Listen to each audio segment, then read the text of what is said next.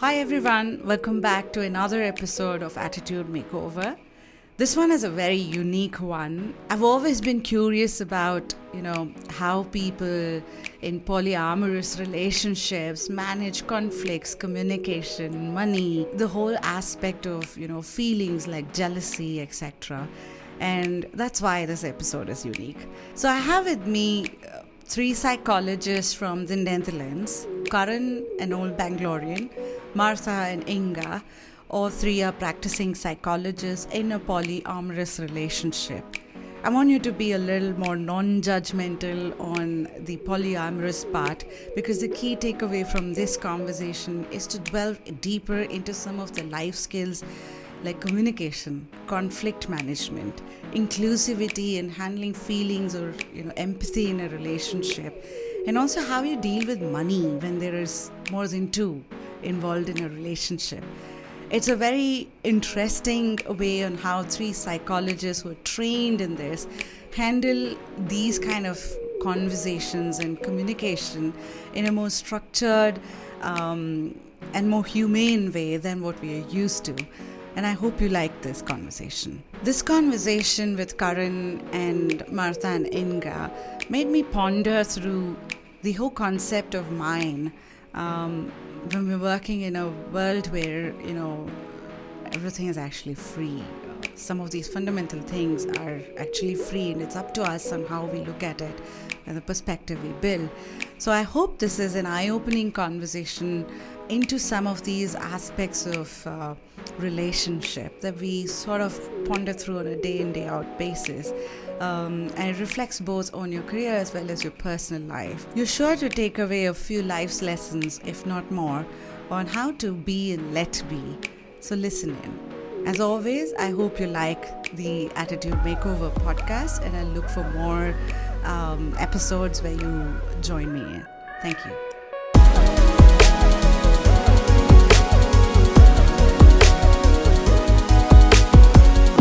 Addiction. So what is addiction? Let's start from there. Why do we get addicted? That's the question. Yeah. Why? Right? You tell me. Like, just without even going into definition of what it is. I don't want to make this a psychiatry. No, it's not a psychiatry. It's a conversation. That's the thing. Okay. Right? Why would any of us just be addicted to something, or why would we want to do or consume something? One, there is a need. Correct. Right? Like when I smoke, it makes me relax. Relax. Correct. Therefore, the question is, why are you not relaxed? Yeah. Right, and then you'll further go into, okay, like you said, your job is very stressful, so therefore that would add stress to you. So now you've created an external source, saying, okay, external source of chaos, external source of whatever stress. Therefore, to cope with that, you need something to deal with it. Like, for example, you'll also notice a lot of people who are dealing with a lot of stuff in life, let's say, difficult jobs, difficult marriages, or whatever it is, they tend to drink or they tend to have some kind of an outlet, because an external environment is creating some kind of a stress or a bother. So to get the time away from that bother, we go drink or we do something. And I'm not talking about recreational usage, I'm talking about addiction. Right? So now if you take away the external factors, then the stress is coming from within, right? And that's the stress, or it can be called anything. The bother is coming from within, and then why am I bothered? And then that'll give you the answer into why the person is addicted in the first place. Yeah, it could either make you more addicted, or exactly. Get rid of it completely. Yeah, absolutely. And to become free from bother is, I guess, what we're all designed to do, at least. Every day we wake up, we don't think that today should be a worse day than yesterday. We look for the brighter side. Or we want to make today better. So if we understand what is better, then we want to be free from that bother. And sometimes it's difficult to be free from the bother than just sustain that bother and just be free, not free, but have distractions from that bother. And this is kind of the core mechanism of every addiction. Now the magnitude of it now comes into how much the person is using, or what substance he's using, what the physical dependency is, how much stress there is, or how much void or bother there is. So how do you go about becoming free of the bother? First, recognizing the bother. But you should first understand this is what is bothering me. Correct. So that's what I mean by recognizing it. Saying. But key also is, I mean, you can see what you're doing, right? And you can recognize what it is. But you also have to accept that is something you're doing, or something that is going on in your mind. So first would be to just identify what's triggering that.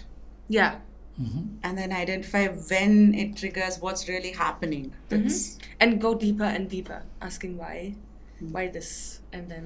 And the more you keep going in, like, of course, we will talk about people who don't have external bother. Because people who have external bother, they don't have control on that. Therefore, they have to kind of cope with it. Also, why when people go to rehab, you see them relapsing as soon as they return to the external environment. Like they come back to the old environment, and then the same thing is going on. Yeah. So then they have to go back, or they will tend to go back into the old patterns, unless either they move away from the environment, or they change the environment itself. Right? For example, if let's say I'm in an abusive household as a teenager, and I've been resorting to drugs and alcohol or whatever because this teenager can't control this situation at home. So let's say we take the teenager out, we take her to rehab or him to rehab, and he's fine, he's free. But if he comes back to the same abusive household, then he's going to find something else to cope with it. Maybe he might not do the same drug, maybe he might not do the same alcohol, but he might do something else to get that distraction. In many ways, it could also work in benefit. Like I knew this one person who was in an abusive relationship where her partner had an aggression problem. He had an aggression problem, and he had a mental problem itself, because of which he would become very physically aggressive. And at that point she didn't have the strength to leave him, but nor did she have the strength to heal him as well. So now to cope with that, she started working out every day. So even on the day that she would get beaten up, she would work out, because for her that was that one moment of freedom she would get from this bother. So eventually, slowly, she kind of kept building her confidence, right? And just before the lockdown, when the lockdown happened and they announced the lockdown and stuff, she had the courage to say, okay, fuck it, I'm going to get out. And she borrowed some money or whatever, and then she moved out. Today she's a gym instructor, right? And then of course, then she had to, of course, go through the whole process of healing from all of that, and psychologically also healing from it, forgiving him and all of that. But so this is where an escape kind of helps someone, because it's been a constructive thing. But now let's say at this stage, she's not able to stop working out. But external source is gone, right? She's out of that external source. But she hasn't healed from that, right? So therefore, every time she stops working out, she either has some mild form of PTSD or whatever, anxiousness and stress and whatever, because she hasn't closed that loop. That loop is still existing, and which is why and going further, it'll also go. She'll get into another relationship. We'll carry this doubts and all of this. Coming back to the acceptance point, she would not have accepted what happened in the past because it's still somehow in her present. So that's where the other day when we were talking about the present is very important. It's the only thing. Can you talk a little bit about I don't know if you have the photo, but the whole concept of the present, past and the future, and how we sort of switch gears to the past and the future, and the most constructive relationship and conversations happen in the present? Well, if you think about it, your mind never really has to think about what you're doing now. Right? It's either thinking about what happened or thinking about what is going to happen. And it's a cliche. You would have heard this in many books, movies, gurus talking about it and all of this. But the thing about cliches is you can't escape the cliche. So we're always, so everything that our mind is a result of all the content that we have accumulated since we were born to now, right? So some of us can say, okay, that's who we identify ourselves with, but it's still not who we are. It's just a content that we identify ourselves with. And likewise for the future, if you're worried about the future again, then we're looking ahead, again not being here. In the present. Now and for relationship or even a conversation with someone, if I'm sitting here with you and you are telling me something, if I want to really hear you, then I should not have any evaluation, any frames of references, any judgment based on what I think I learn or what I think it's going to be. So then I'm not listening to you. I'm still putting me in front. I'm not in the moment with you, at least. Yeah. Right? And then I'm using, and this is the ego, which is all this content together is the ego. You call this the ego? I thought the ego was all about you. Correct. Whatever I identify myself, the idea of me, Karan, born here, all this, what I've learned, my pain, my everything to do with me is my ego. So therefore all the content I'm referring to is also from what my ego has chosen to keep as reference points. Because as your identity. As it my goes identity. Through you. Yeah. It all goes through you. Yeah. And what you take is then again you or me in this regard, and therefore the ego. Yeah. Yeah. And if you are talking to someone and it all goes through you first, yeah. You're then looking at it through my lens. Exactly. Yeah. In this regard, then you're biased. Then you're not hearing what the person is saying. You technically just hear what You're what sieving you it want to through, hear, basically. yeah. Through that Basically, filter. you're Exactly, sieving through it the through filter. My filter, right? Yeah. And then sometimes I will not, so there'll be something that you will say that will not go well with my filter Or my narrative. or my narrative, my image or whatever idea, and that is reason for conflict, Yeah. right? And this is pretty much the reason for every conflict under the sun. Like even all the wars and battles and everything that's happening are actually war of words. Yeah. The war of words at the end of Yeah. it. And words are basically the mind holding on to what I think that definition was, or what they said that definition was, which is a learned behavior. Yeah. And everything that can be learned can be unlearned. Yeah. And that unlearning happens only when in the presence. I can't say tomorrow I'll unlearn. But yeah, if we bring it back to what we told you the other day of that painting, is that our life is kind of, because as human beings we are programmed that way, that we have our memories, we have our ideas, we have the future to think about based on the past. So we have the point of the past, we have basically what happened to us, we have maybe also the fear that created, then we have the present, which is just the actions that we're doing now. And then we have the future, and also the possible worries or the possibilities that might happen based on what I experienced before, right? But if I just remain in that center point, I can be my best self because I'm not thinking, I'm just doing. You're doing what is needed. But that's very hard, right? Like, because it's your identity to True. then identify these aspects of my identity.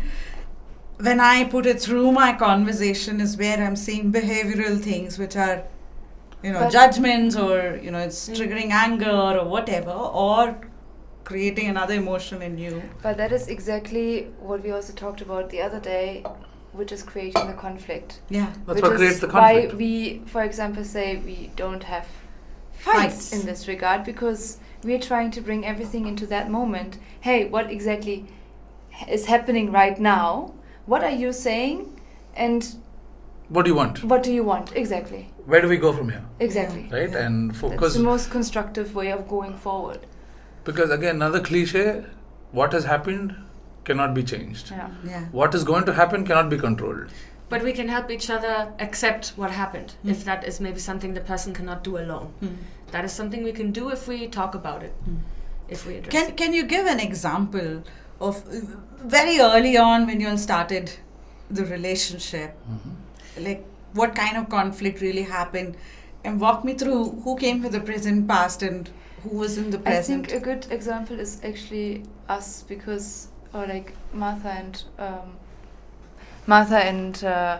my misunderstandings, because at the very beginning, you see, I'm like, my face is always like this. It's beautiful.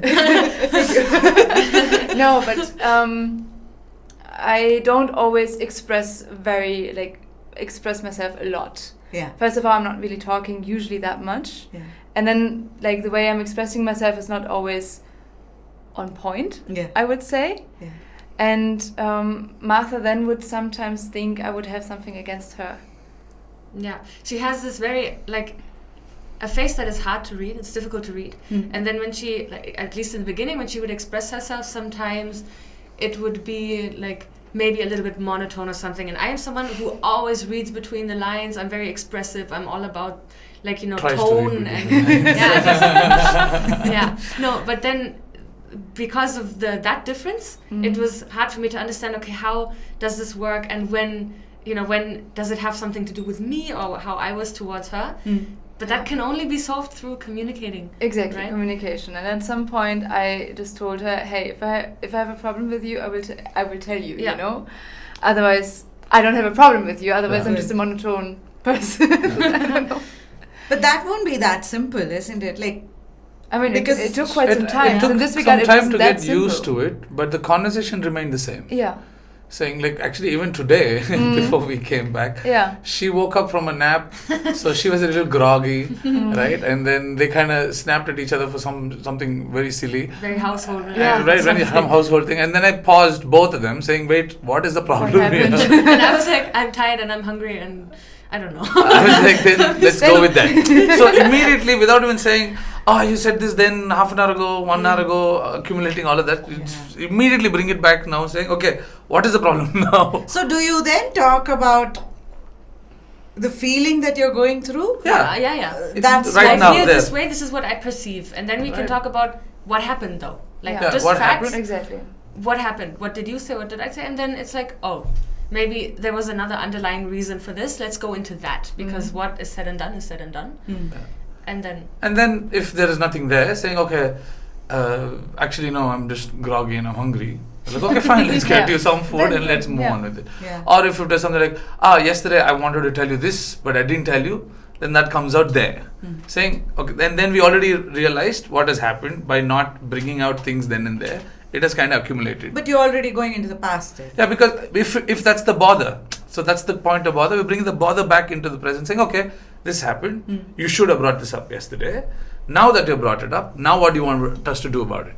So again, the action still takes place in the now. yeah, Got it. Right? We can still talk about, sometimes we don't, like, even 2 weeks ago, I had a day when I was not with them in the hospital and stuff, and I was going through my mind.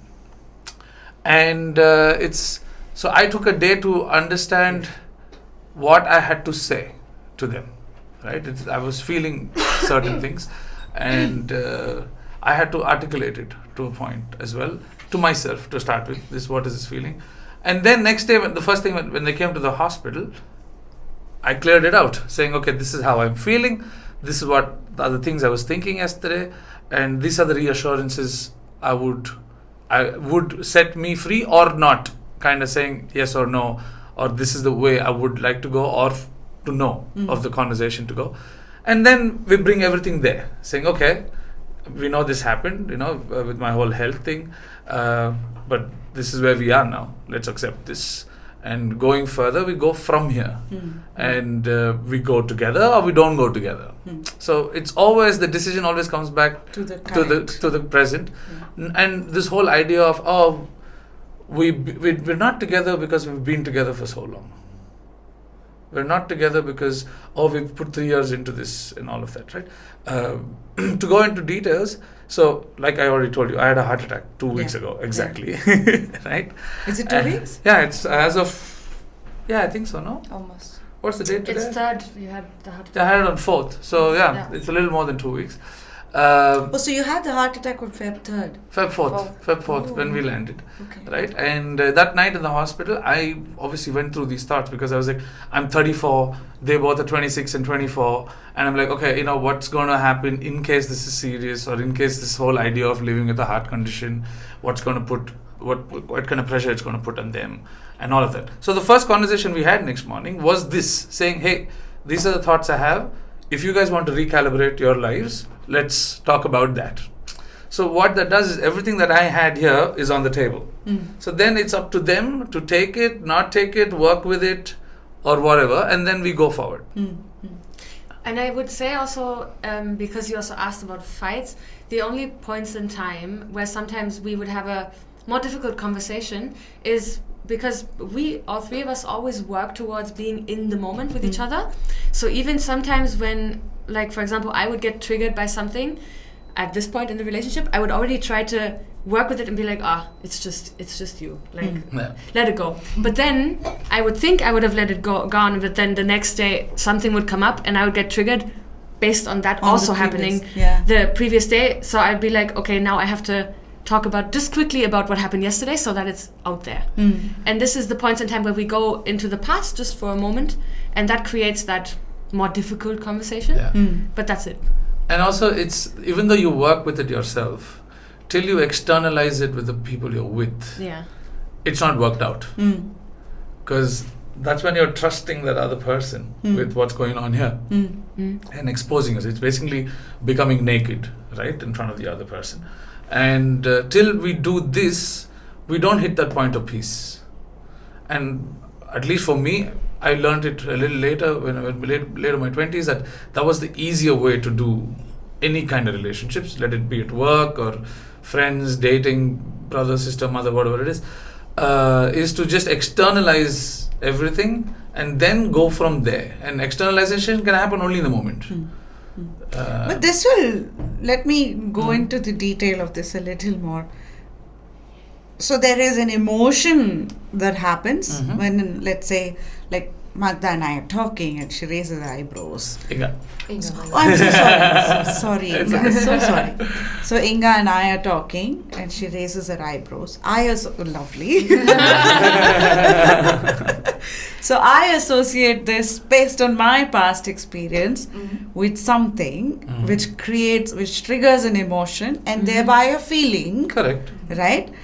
Do I bring the emotion in front?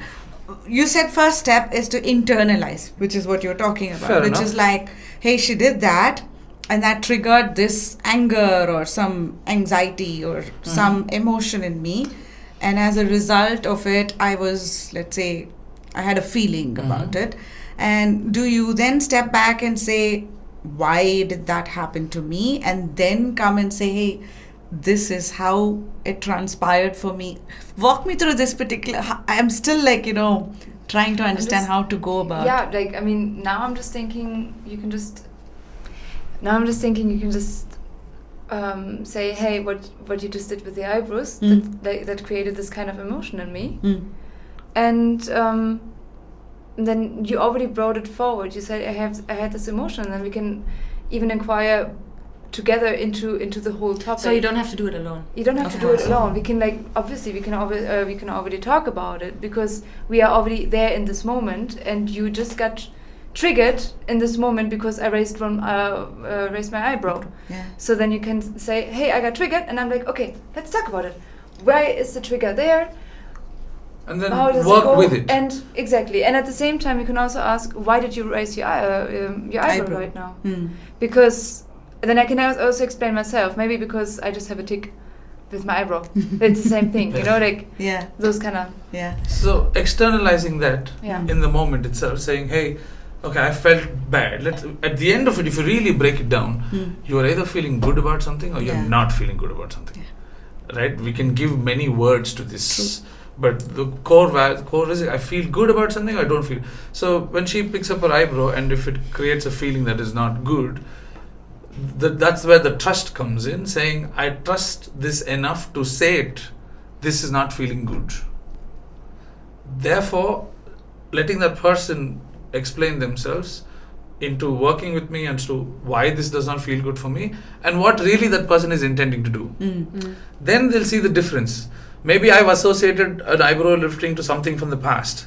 But if I know that this person, if I trust that this person is not the past, then you're free. And in the like if it's about the relationship part, then I think the most important thing is just that you can trust that person, that they won't laugh at you, or they won't, like, all they're gonna do with it is something constructive that is to help you or to make you feel better, to get over it. This works when you know each other, but let's say you and all three of you are psychologists, so you know how the mind works.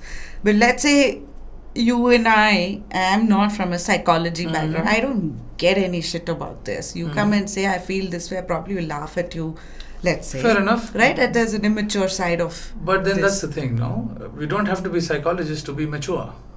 I mean, that's on you at the end, no? At the end of it, you're still a human being. Yeah. You're still a human being who can choose to be nice to a person you claim you love. Yeah.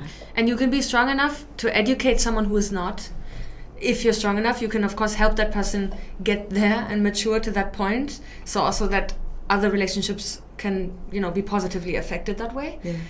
But if you're not strong enough, then it's maybe also good to step away from Away a from relationship like that. If a person, like you said, if you bring up something and a person does not give you that space to express it, then regardless of it being psychologist or not, it's not a good environment any which ways. So this as a practice then is something that all of us can do, not just in a marriage, at work, as friends, as family. That's it. So you give space to that person, and so therefore trust has got nothing to do with how much I know you. Trust has got with, do I trust myself not to be an asshole? Then I trust you not being an asshole. So that's pretty much it. Yeah. So we all need to know what an asshole quotient we have. Exactly. We do need to know. It's a fact. It's a fact. We have to accept that. We have to accept that fact. We have to really accept that fact that and if you go through religion, mythology, music, you will find this is the fact that in reality the human mind is a piece of shit. Yeah. Right? And there's no good human mind there. Therefore, when your actions can be good, your thoughts don't have to be. So your actions is what defines the moment you and as a person. So So now that you've identified the action to what Magda was talking about, let's say you heard the actions, we agreed on an action set, the next day something happens again. It may not be as bad as yesterday's situation, but you come back. Correct. You come back and have the same conversation. Correct. What if you don't agree with that? Agree with what? With the trigger of the emotion. There's nothing to agree with. But there's nothing to agree with because it's what you felt. So that's a reality by itself, right? So he accepts that. He That's should. the trigger, Yeah. Right. So then we find the mid ground, saying, okay, me doing this is creating this feeling in you. How much can you let go of that feeling, and how much can I not do this? And that shows the investment in the relationship. Of course. It builds the trust. Of course, you have to invest in it. Otherwise, what are we doing here? Yeah. And this is again, it's not to do with monogamy or polyamory or anything. Yeah. We take vows and spend money on weddings and buy houses and pay EMIs and all of this, right? Yeah. So we're investing. Our whole life is investing. So then when we want to claim a relationship or claim that we are a part of a relationship, that is the biggest part of our investment, because our emotional investment or psychological investment is what eventually that pays us back. Yeah. Right? The time that we spend on work, we get money, but then what are we doing with this money? So it just, without the commitment to make it good, whatever that is, relationship, work, whatever, it won't come out. It just won't. It's just like work, it's just like making art, it's just like everything else that we do in life, that you need that investment. But it first starts with you. It first starts with you, ends also with you. Yes. It doesn't go anywhere else. Yes. It starts with me and it ends with me. Yeah. And the beauty of it is, some people can just choose saying, this cycle of me and me can be only me. I don't want anybody else in it, which is also a very valid choice. Meaning that I will internalize this. I will invest in me. I will be with me. I'm okay with being sufficient within myself. I don't have to explain to Inga, hey, this eyebrow raised resulted in this. I just have to associate that thing, understand that thing, and thereby then know how to manage. Correct. That's what you're saying. Right. And so that's the one end, and then the other end is someone who maybe just needs to externalize it more to get over it, because they need the other person to help them. And what I was talking about also was then that the conflict might only happen for a person who wants to internally work with themselves, but then at some points they realize, I can't, I need that person still, so I have to bring back the past point of my trigger and resolve it. And the catch here is that when you're in a relationship with someone, at work, so when I say relationship, I mean all relationships, right? So if I am dealing with something myself and you're in my space, you're in and I'm in your space, right? And we're trying to work together on something. If I am distracted by what I'm internalizing, all right, and that is affecting you, that is a problem, right? So therefore, I might as well work alone and not be with anyone, because I don't like externalizing things. But as soon as I am trying to build a relationship with someone on any magnitude, it's a responsibility for that person as well, because that person is spending time. At the end of it, time is the biggest asset that we will give away to someone. So if I'm giving someone my time, I'm literally giving my life, because at the end of it, it's a few hours that's left, right? And so I think then it becomes a responsibility of the people involved that let us externalize, so we waste less time on doubt, on this unknown, on this whatever ambiguity, and one is what the outcome, the project that we're working on is going to get hit for sure. Therefore, time is lost, and the individuals who are part of the project will also suffer, which is creating conflict, which is again a destructive choice, which is creating more disorder. So again, it'll come back to, if I want to work together, I have to work all of it together, saying this is how it is, and this comes back to again trusting, honesty. Same, we circle around the same points again. So this, when you all started, who is ground zero? Was it you who had this? Is this a known philosophy out there, or this is something that the three of you sort of practice and set as a ground rule? I think it started with Inga and me, but it's not like a philosophy that we read somewhere or we thought of it. So Inga and me shared pretty similar lives without each other. Okay. Right? So growing up, because I think partly also because we're both ADD and ADHD. So for us, what is not in sight is not in mind. Yeah. Okay. This kind of was a problem in our previous relationships, So, and we always had this problem of not being able to be completely ourselves, which is, we both have, in our minds, we've always been like, if I'm not doing any harm, what is the problem? Yeah. This is pretty much it. What is your problem? Right? So I was married before. I'm married, divorced, all of this. Inga also was in a couple of relationships before that. And then when we met each other, we were just having a good time together. And that's when we realized that with each other we were just able to be completely free. Without, I have to call you at the end of the day, I have to not meet this girl, or I have to do this, or these have tos. Of course, we were still also growing in our egos, right? So we still had these old habits, but we realized that this was the ground that we both always came together on, saying, okay, but we can just be ourselves here. And I think I also told you, right, how we fell in love. So we started hooking up, and we were just, I think it had been less than a month since we had just started hooking up and stuff. And once Inga was in Berlin for New Year's, and then she said, do you want to come over? And I didn't have any friends back then in the Netherlands, and we went over. We went to a party, and then we picked up a girl together, right? And Inga happened to be bisexual. And that was a great time. And next morning is when we were like, wait a minute, this works. This really works, because we completely just simply set each other free. And so then Inga went to Africa for 3-4 months, and I was in Netherlands. We dated different people. We dated some wonderful people, but we could still not be completely free. There was always this me, and then the me I have to be for you. Even if it was a one-night stand, or even if it was a weekend date or whatever. So this is something we realized from a distance from each other, saying, so it's not each other, it's not Inga or Karan, it's that ground that we found. It's that point. That point that we found together where we can just be and let be. And that's why we're together. And that's how this came about. And this kind of created space to how I met her, and then you can tell now. So yeah, like Karan and me were in the same year in university. So she was a year above us, so that's why I met Karan first, just like, as someone in my class, basically.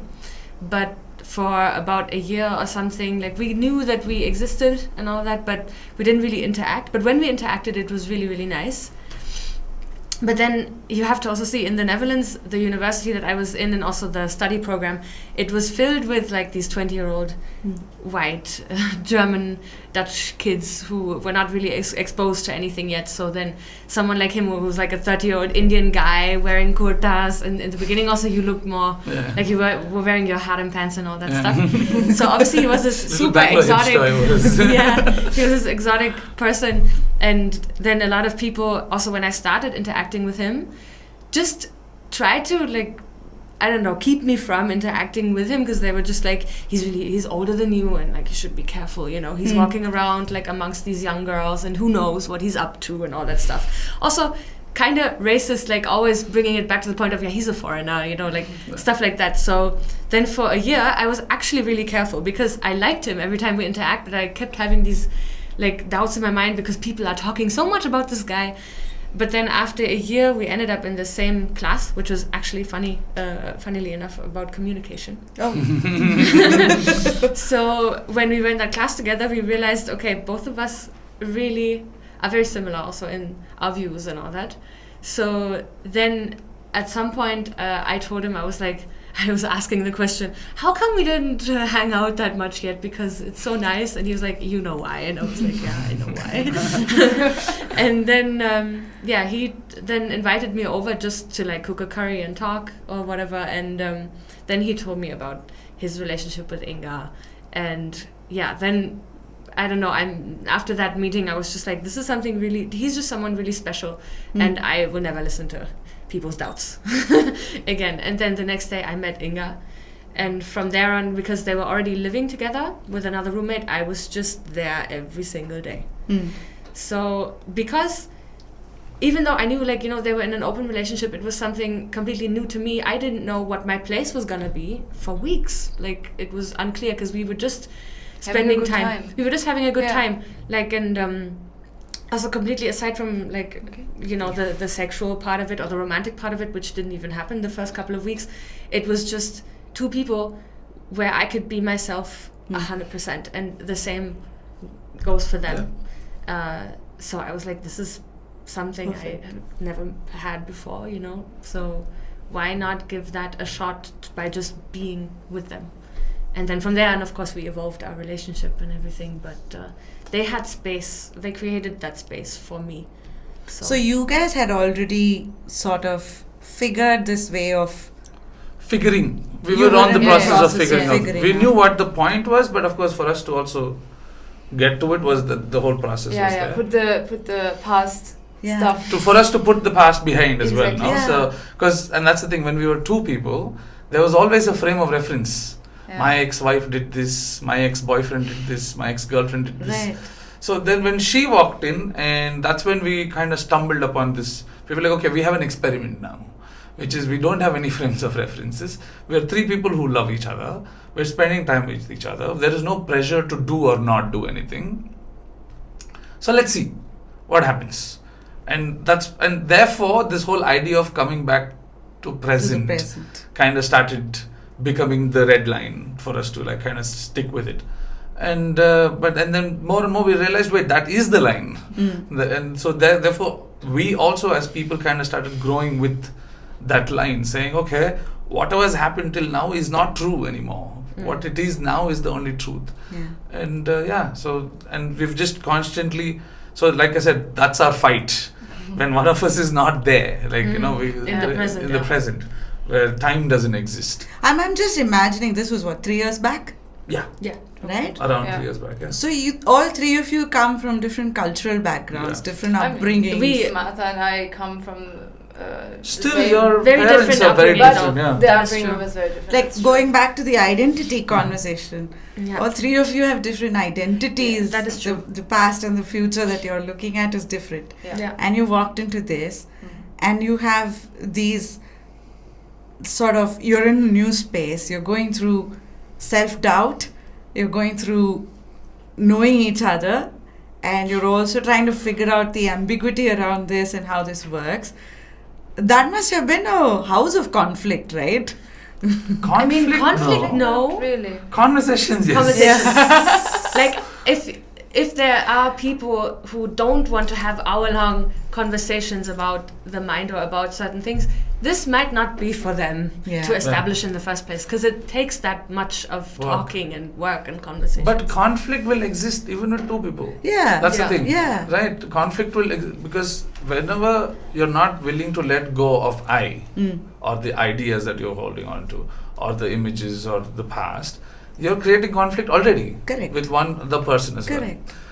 Our rule, so to say, was to let's always look at creating peace. So you set this as a ground rule for three I think, of you. without we did, unspoken rule, saying Okay. at every moment, saying, okay, wait, how can we achieve peace? Okay. Because all three of you wanted to be together. Yes. Yeah. That Right, was at the end of it. binding all three of And you. all the time, we were free to leave.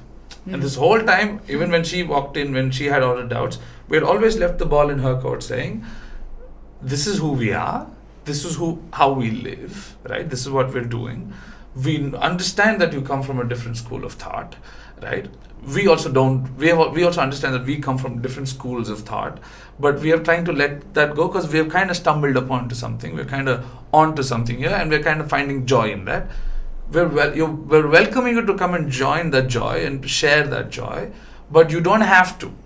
You can leave anytime you want to. The love will remain, right? The love will not change. The support will not change. The care will not change. Nothing will change. You can choose to step away anytime you think you cannot come, leave your entire mind and come here. And this doesn't change. Every day you can wake me up and ask me this question. This answer remains the same, right? Which is what I applied even 2 weeks ago, which is saying, this is the situation now. This is what it is. So we can choose or not choose to do something about it now. So therefore, again, it'll come back. And this is why we also see in a much more global kind of if you want to have conflict, you can always have conflict. Yeah. It's but a then choice. again, 2 weeks ago also, we learned that it might just be over like this. And then you feel really sorry for the times that you were just in your mind, or you were in the past and not here in the present. Yeah. And it's a fact. The one fact that we all know is that we're all going to die. Yeah. Right? This is a certainty, absolute certainty. And right? it's not like a realization that nobody has ever stumbled upon. Yeah. Because I think everybody who has lost someone or been close to that, it hits you then even more. And harder. also, I don't have to know someone to know, or someone that I know to die, to understand the value of time. Right?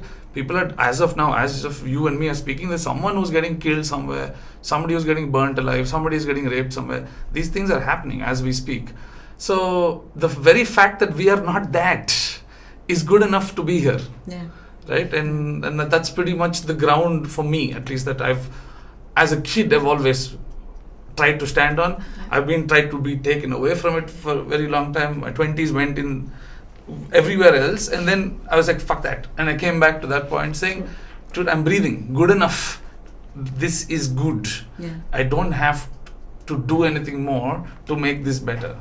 Right? And as soon as I switched that in my head, it just started turning. Everything kind of started turning. And and now I also got another switch. So this is like... Otherwise you don't stop also. Yes. If you're trying to achieve more and more and more, for what? You're running in circles. There's a very nice song by the Beatles. You're at the same point. Yeah. Nowhere Man. Have you heard that song? Yeah.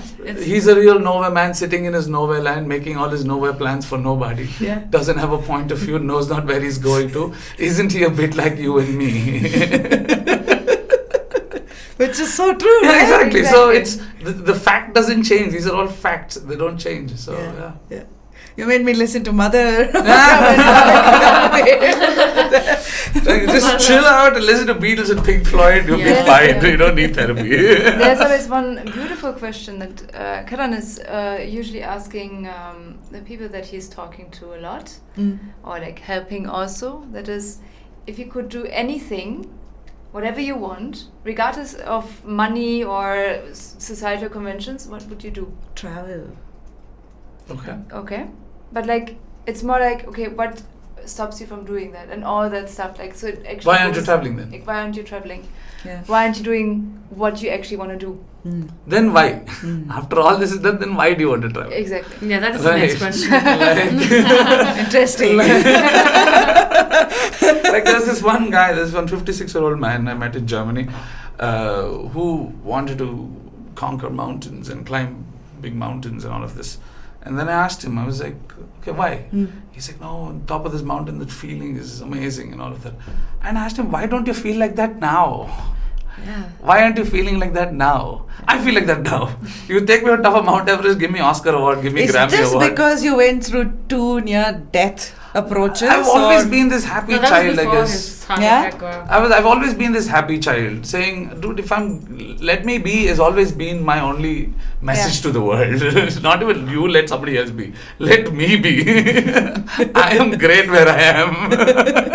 But that's like amazing, right? Like I guess so. I don't know, but the energy would be so different. Yeah, so I think if I win Oscar and all, or if I win a Grammy award or whatever someday, it'll add to this in a way. Like, yeah, it'll be really cool. Like if somebody flies me over the Mount Everest, nice, very good. Cool. But the lack of it is not going to make me want to achieve it. Yeah. So yeah, but that way, okay. In another way of looking at it would be like, maybe I'm complacent, right? But my counter to that would be that I'm doing what is needed, right? Some people like to call that lazy. Complacent, whatever. Yeah. But I'm like, I'm doing what is needed. Yeah. And I really think the only responsibility that we have is to sustain ourselves and help others who are not able to sustain. Yeah. Everything else is an ego trip. Yeah. And I don't have the energy for it. Now heart patient also, so no time. Uno time. I have Uno reverse card. So when this was early years, but as you started getting into the realm of this relationship, because you all were discovering this as you all are going through, relationship, especially when you come together, has a lot more, right? It's about responsibilities, it's about building trust, it's about the other flip sides of emotions, and in this case, like, jealousy and a whole bunch of those, or even money and how we handle money becomes very important and different. So how is that journey? Jealousy we'll start with. I see how you're looking. That also in the beginning when you asked us for an example of conflict, which has to do with us individually, right? Then I thought of, initial jealousies or figuring out, how to be in a relationship with, like, in a triangle or with 3 people where we have 3 individual relationships. But then, the feeling of jealousy, right? I think everybody has experienced it, but I think people seldom ask further questions. Like, why? What is it? And what am I feeling and why am I feeling it? And I think also the process to understand the jealousy then leads you to your past again. Because it has a lot to do with our self-worth and what we think we deserve and what we therefore think is maybe lacking from the other person. But if we understand that that person intends no harm towards me, am I jealous because I'm not getting enough? Or is it because the other person is doing something that I'm not doing? And if I can understand that, I can also communicate about it. And I think a lot of people, like, they don't even go into the feeling itself and they don't address it. Like so it all comes down to really identifying in the moment what you're feeling, and then being able to talk about it. Because it's also not fair if I can understand that based on my past and what has happened to me, I have this lack of self-worth. I cannot reflect that on my partner, these insecurities, and expect them to treat me a certain way just because I have that wound. Because that wound can also be fixed. Yeah, it can. Yeah. Otherwise, it's going to be toxic. So you're also then, in some ways, redefining your own identity. Absolutely. Yeah, always. Every day. Right? Yeah. Every day. Shredding. Yeah. Every day. Shredding it off, literally every day. Becoming lighter. Right? And now, we have three kind of aspects to us.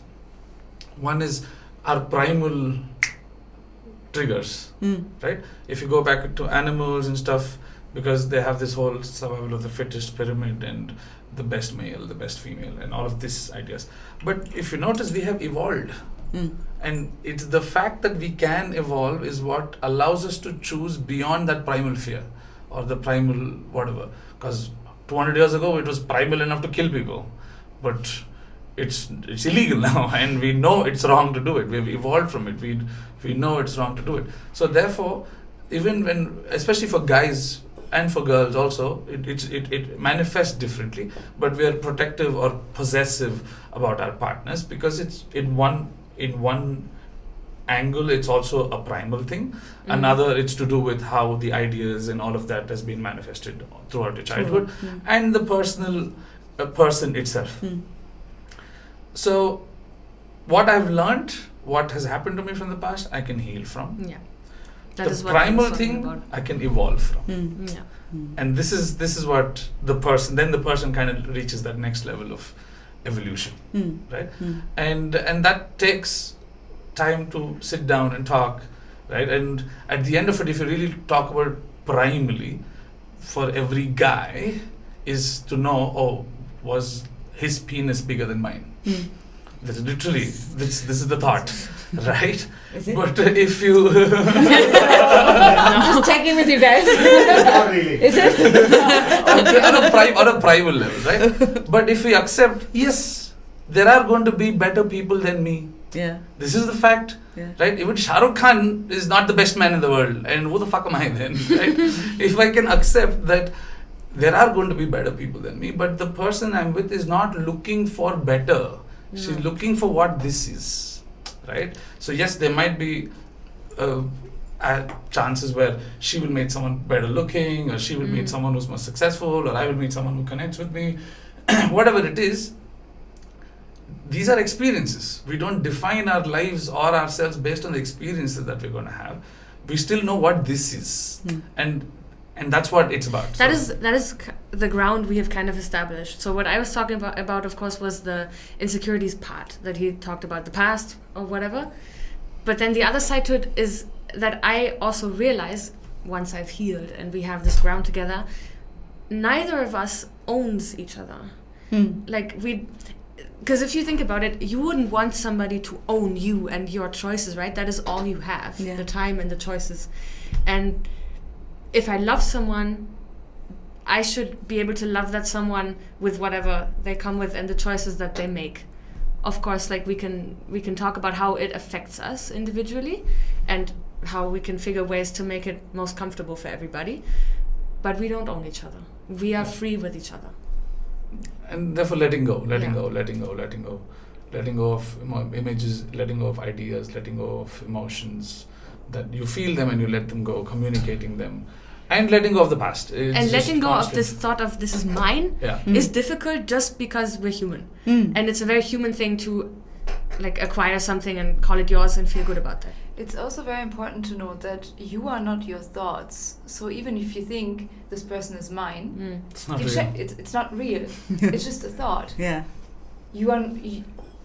Like I said, if you have a feeling, if you have a feeling or a thought of I'm going to push this person now, you don't do it. You just have the thought, but you're But you're not that person. At some point in a relationship, whether it is at work, as your peers, or at home, you sort of have this thing of this is my team, this is my husband, this is my wife or my child.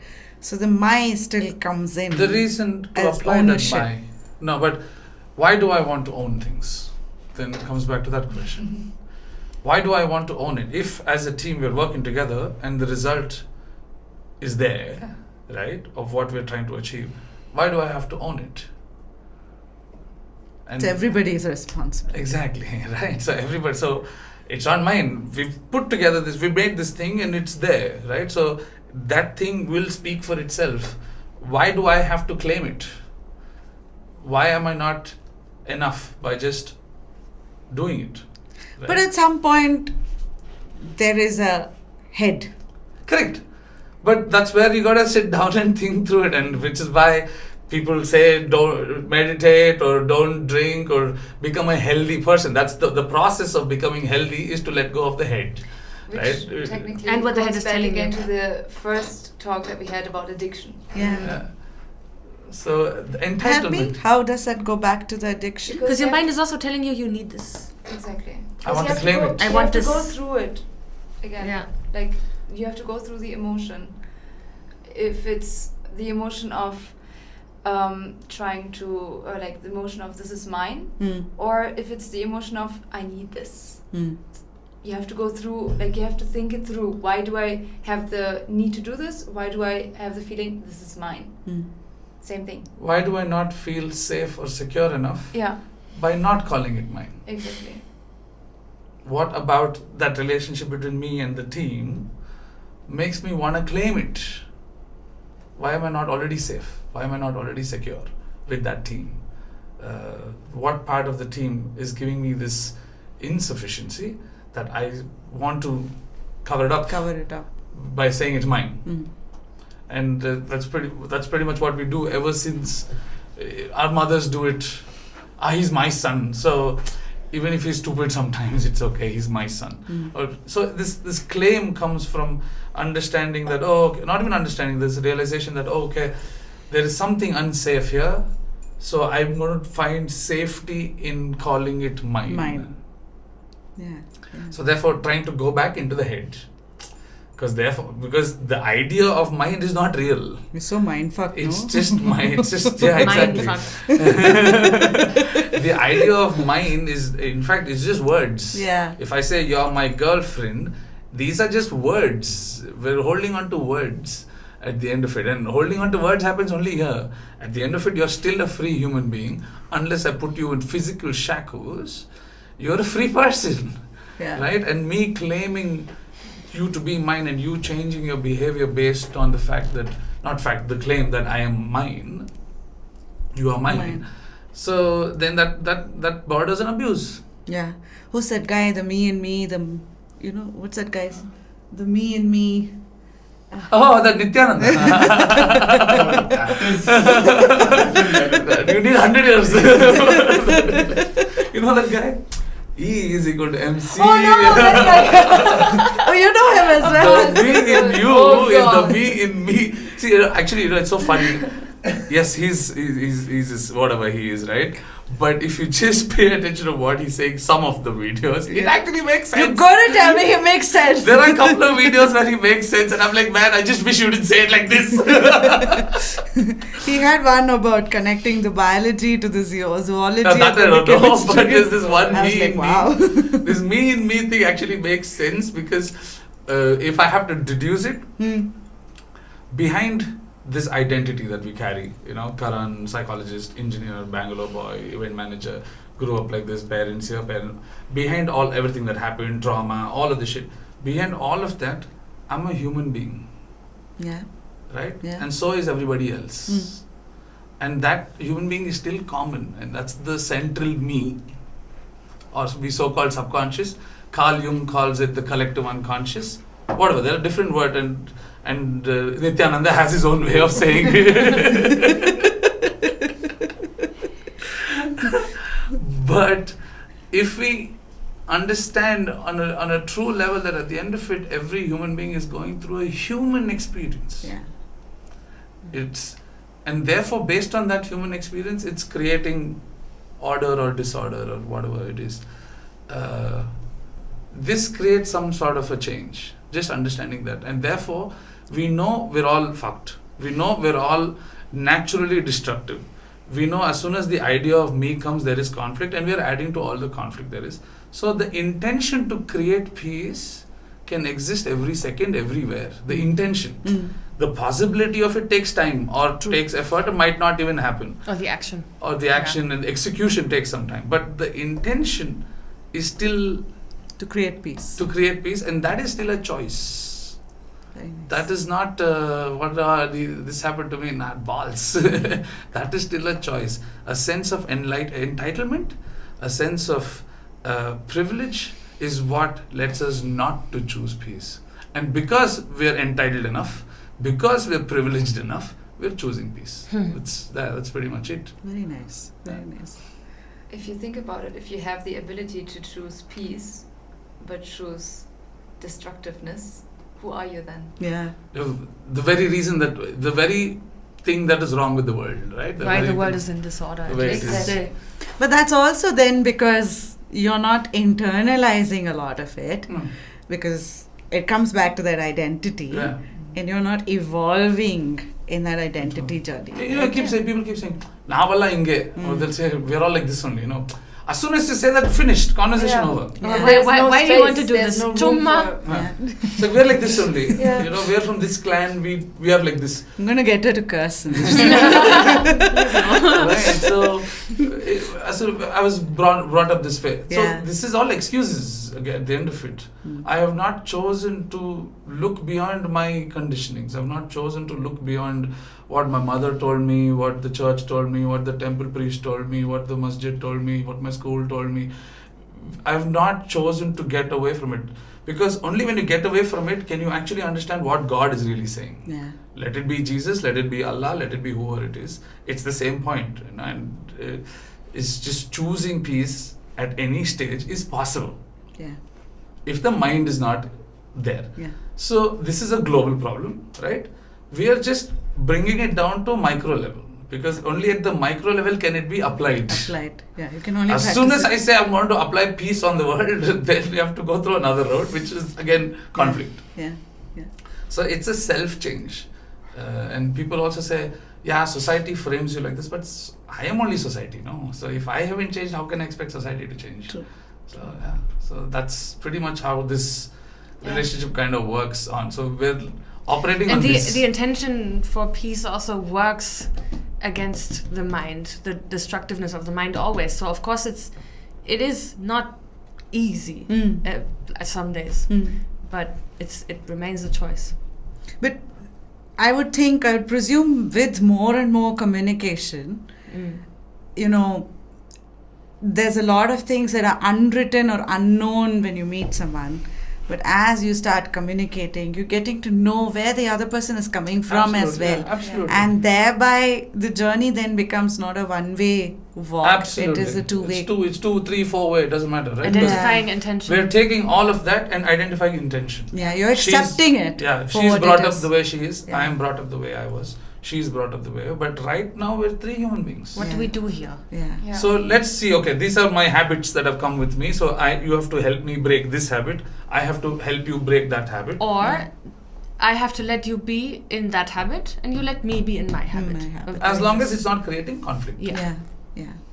Right. So she something as simple as she connects and makes music, and she connects with people on a very deep level when she does music. I connect with people through conversations, right? Now these are 2 forms of our artistic expression, right? So can I start saying you can't do this, she can't say this, because this is how we kind of individually built.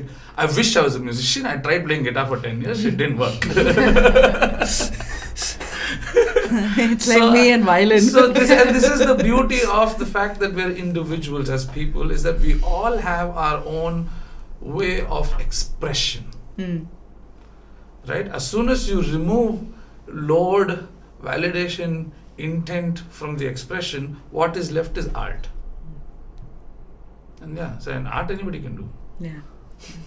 But tell me, how does money work? Because very simple. Okay. And money, she will explain how it works. Basically, we have one joint account. After we all receive our salaries, that money goes into that joint account. What do you mean seek our service? What do you mean by after we seek our service? No, with salary. Sorry. It's after we receive our salary, monthly payment. Yeah. It all goes into one joint account, obviously minus the stuff that each of us individual have to pay, like for Martha, for example, her car insurance. Depends on what account is connected. Like, exactly, like phone bills are connected in my account. Exactly. Wait, so you guys were just speaking about the joint account. So we also have 3 individual accounts. Yes, so, interesting. So our salary comes into 3 individual accounts. Yes. So initially we put all of that into the same pool. Yeah. Like I've got 100 rupees, she's got 100 rupees, she's got 100 rupees, or whatever. We put all of that into the same pool. Then from the pool we take back first what is needed for the bills. Yeah.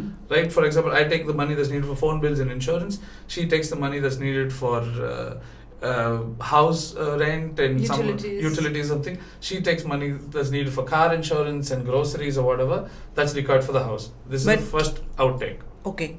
Is that equally divided when you talk about car insurance versus house, or it based on the payment? Based on Yeah, based on what it is. And then after that, for buffer, we take, let's say, because we all go out, sometimes she meets her friends, I go for something and she goes for something, whatever, or she feels like shopping something. For buffer also we take out from that pool. So, but what we're doing is, the number that we follow is that pool number. So we're not looking at our individual accounts while we're spending. We're just looking at this Excel sheet, saying, okay, this is how much money we have left. The maintenance of that pool as a buffer for. So like for all three of us, like for example, traveling, or in general saving, or maybe someday buying a house or whatever it is. So we kind of sustain that pool, and without even asking questions, we still draw out from that pool when we need, when we don't need. And we work with it as and when, how much, like see now, we had plans of spending X amount for this holiday. Clearly this holiday turned out into a medical emergency. It became a medical tourism. It became medical tourism. Alright, and then of course we had to recalibrate some of that, and fortunately we were insured and stuff. So we spent more money from the pool, but it was like, okay, so now we know where the pool stands, we know how much money is coming in and what are the changes that we have to make, and we go from there. And are there conflicts, like for example, let's say one of you wants to go and splurge that month on something. Go and do what? Sorry? To splurge. To like splurge. Oh. Actually, we never had that No. kind of conflict, so... That's actually true. Yeah, because she likes to spend a little more than both of us. Okay. On different things. Okay. Let's put it that way. Because I think I told you that day, I normally don't spend on anything else, but when we travel, I just like to just spend without thinking on traveling. Maybe Inga and me together, we like small gadgets. We buy stuff for the house and stuff. She likes to do some personal shopping or a little more. But it's never been a reason for conflict, because I think we've had because of this pool being so large, that the need of being that excessively spendthrift hasn't come actually. I guess it's also... Sorry, Yeah. go ahead. No, Go ahead. no, I think it's also because you have that pool in your... I was gonna say. in your head, and the care and the responsibility we have for each other. Yeah. So I would never take away from the poor if it would make a difference for them. Yeah. Or what they want to do. So then it never becomes a conflict because I want to spend, he can't spend on something, or she can't. Because I can imagine that is a clash, but that clash never happened for us. It's all, based on the needs. Yeah. And So- if there is a clash, let's say, between doing X or Y, then we go into, that's when the third person comes in, saying which is more rational. And then we make a choice of, okay, we'll do this now, we'll do that later, and then we'll rework that with something else, and I won't do this then. But it's really never that we say, that is stupid, you can't buy this. Yeah. Because it's still the other person's choice. Yeah. Even if I tell her I think it's stupid, if you like it, go ahead. Go for it, right? And saying, I want this now. It's everybody's own responsibility.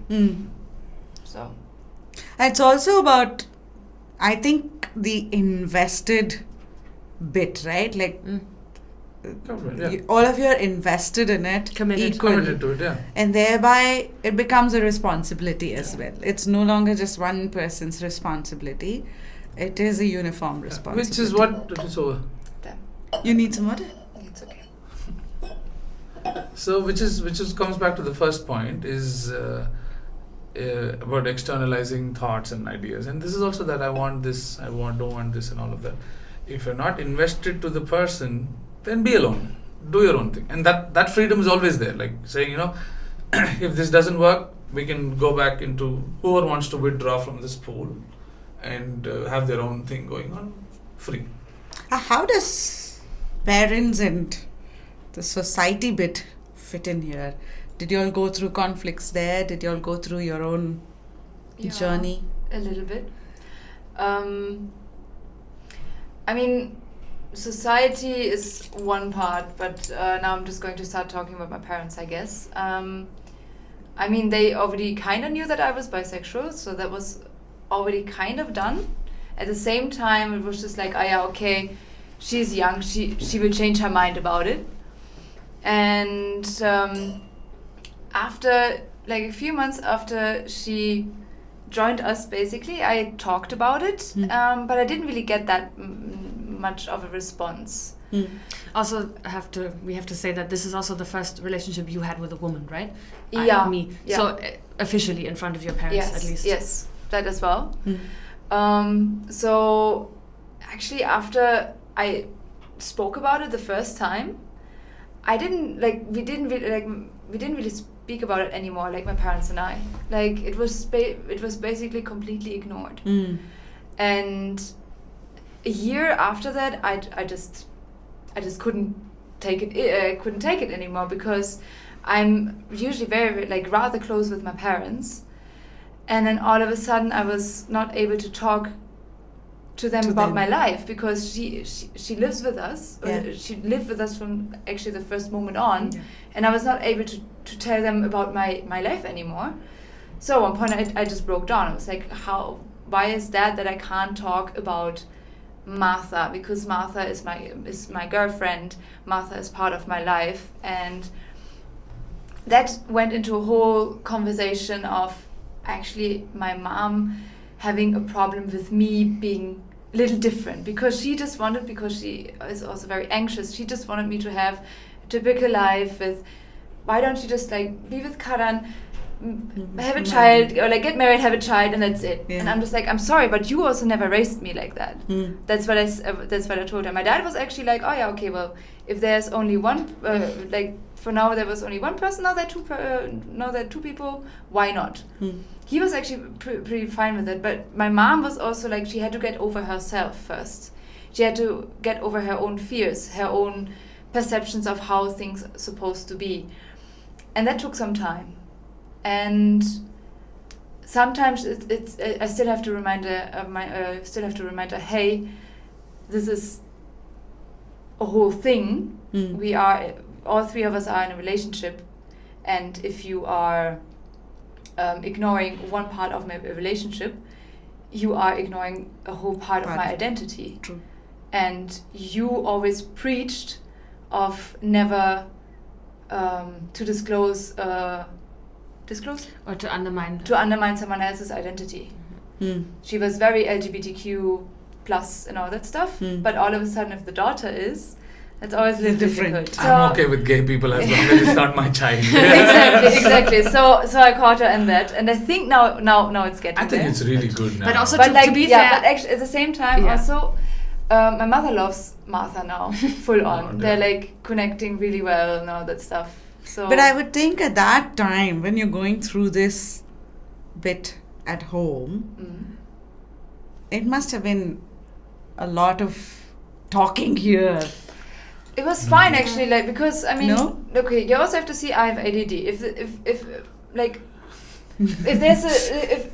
the situation is not right in front of my face, it's gone.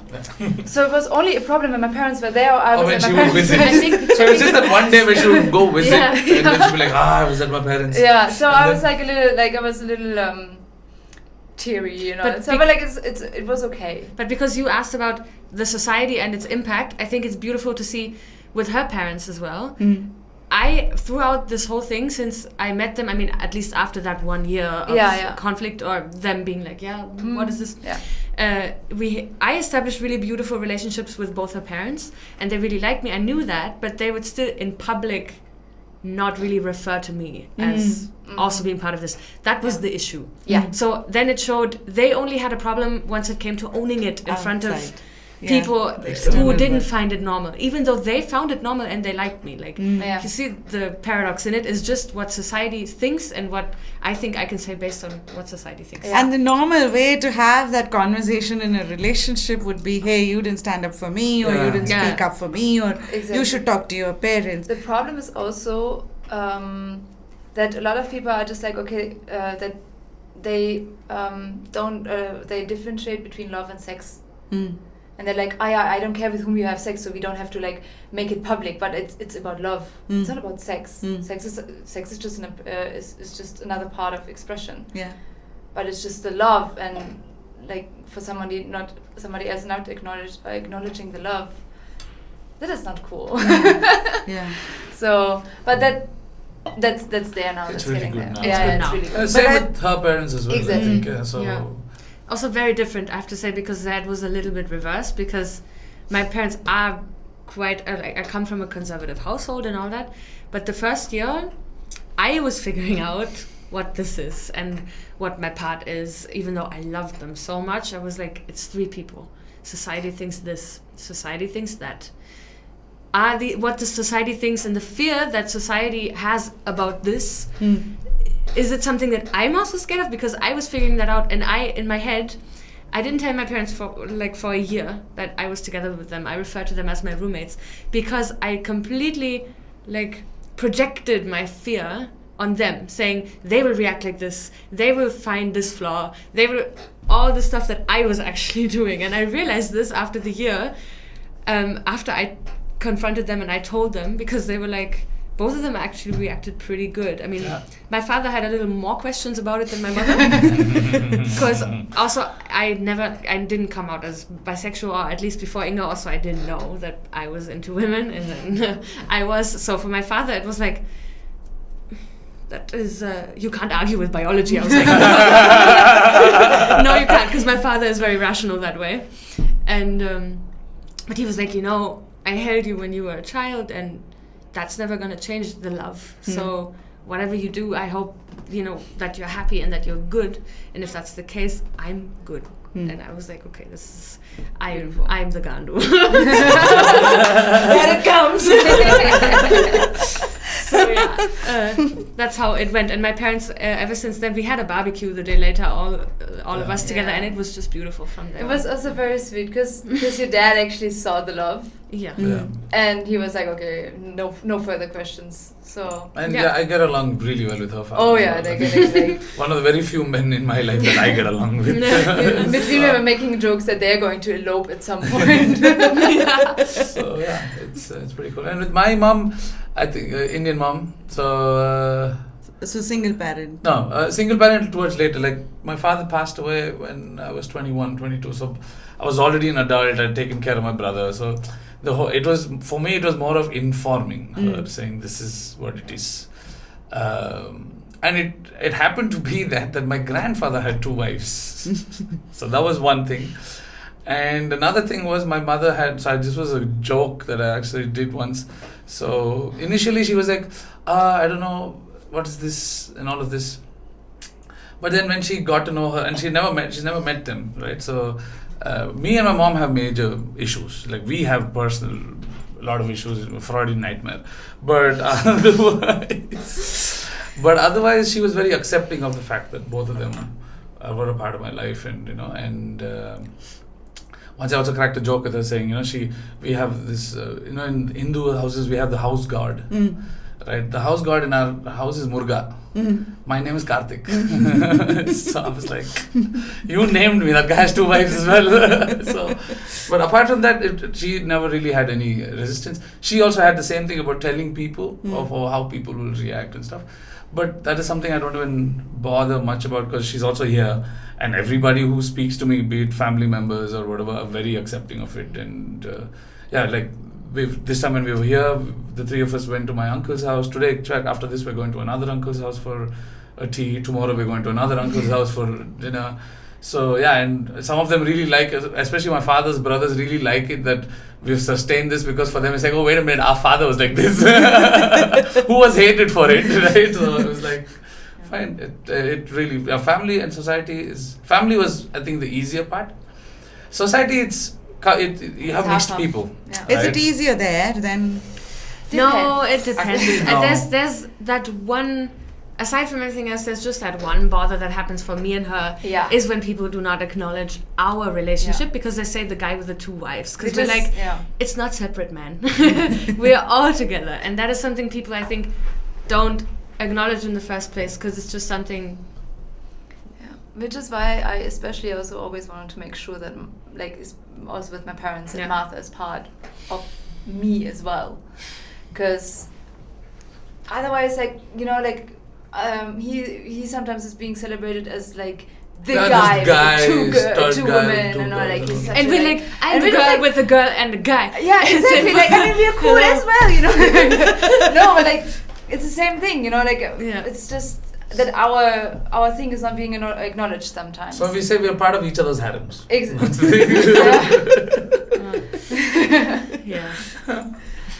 But I would think when you go back to school or the university and things like that, how's the conversations? What kind of biases or conversations do you go through? The funny part is what I just said mostly. First thing. So you share a guy with the other. I'm like, but otherwise, sometimes you just mention it. Like I mean, at my work, for example, I mention both of them at like the same time, you know, in conversations and stuff. Nobody's really asking questions. I'm not really sure. Like they're the people who don't ask because they're just like because they don't want to know. Also, sometimes you know they're like, okay, I'm not gonna touch that. And there's people who are like, can I ask? And we're like, yes please. Let me get rid of any doubts or like you know. Exactly. It comes back to that whole conversation earlier again. Identity and thereby your thoughts and there are frames of references. Exactly. A lot of people like the first question they're asking is, aren't you jealous? Or other people are asking, okay, I couldn't do it because I'm too jealous. So jealousy is somehow a very big part of everybody's lives. Which is of everybody's lives, exactly. But they seem to project it sometimes a little more to like polyamorous couple, for lack of a better word. Yeah. Even though it happens a lot of times also in monogamous, like in monogamous, like it's actually the same amount in monogamous couples as well. So. Yeah. And also, what is the difference between a monogamous relationship? I was going to ask you. Exactly. There isn't, no? Because if you remove sex out of the equation, which is just another activity, there isn't any difference. Because even if I was in a monogamous relationship, you're still going to meet friends. Yeah. You're still going to go out for movies with somebody else. You're going to have a hobby. You're going to have your own hobby. You're going to have your own. You're going to have your own life without just my relationship with you. So if I'm not jealous of any of those things, why am I jealous of this? Because then my whole load that comes on sex, then just that one activity where I'm validating my primal whatever with that. Yeah. But if I take that out of the equation, because at the end of it, it's just an activity for some minutes. Right? We also, like when people tell us, how do you love 2 people equally? I also get the question a lot, who do you love more? Like that happens. And I'm like, you're a mother, right? Like sometimes it happens to be that person has children. I'm like, which child do you love more? And can you explain the difference between the love you have? No. Yeah. I mean, you have one child, but even if you had 2 versions of your daughter or whatever, it's the same. Yeah. Love cannot be compared like that. Yeah. The equations are completely different. Yeah. Yeah, I think it is also the awareness of it, right? It's very important to. It's like the LGBTQ. People on the outside have certain notional idea of what it is, and thereby the behavior is, you know, how they approach the topic, how they approach someone who is in that community itself, depends on the knowledge that they have and also the baggage that they come with.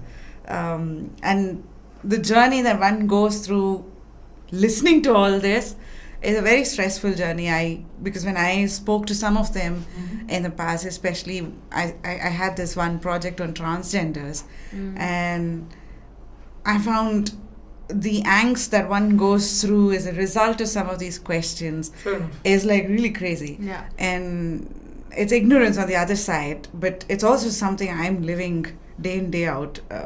At some point you start getting tired about it. Absolutely, and I think that's where the answer comes, is to be and let be. Yeah. You don't have to understand me. You don't have to understand this. Also something that we established, because we were like, you can't change everybody's mind. You can't. And stuff. I cannot expect everyone to understand this. But I can expect them to let me be, giving me my rights of whatever that I deserve as a human being. That's it. So therefore, this whole idea of communities itself is kind of what keeps us away from letting each other be. As soon as I say I'm part of a community, then I'm creating an us and them. So you don't have to understand me. You don't have to understand why we're doing this. You don't have to understand how we're doing this. You just have to be okay with it. That I'm doing this. Accept it. You just right? And even with LGBTQ rights or whatever it is, that's what it is. It's about the rights. It's not about the identification. It's not about understanding what is going on. And in a way, I also think it is entitlement on our side to expect someone to understand this. Why should that person has other things to do? Oh, you're saying entitlement on your side? On my side. Okay. Because I'm living this life, I want you to understand it. If I'm sure of living this life, why do I need you to understand it? But that's because you're going through, the rest of the baggage. Correct. As a result of my ignorance. So therefore, no, it's not a result of your ignorance. The rest of the baggage happens only when you stop me from being me. From being you. If I let you live... If you let me be... If you provoke me in my space... If you provoke me in your space, if I come and tell you, oh, you're this, you're that, then it's a problem. But I cannot control your thoughts. And we need to understand and accept that we are not allowed to control people's thoughts. If I am accepting of me, whatever I am, human being, gay, lesbian, transgender, these are just words.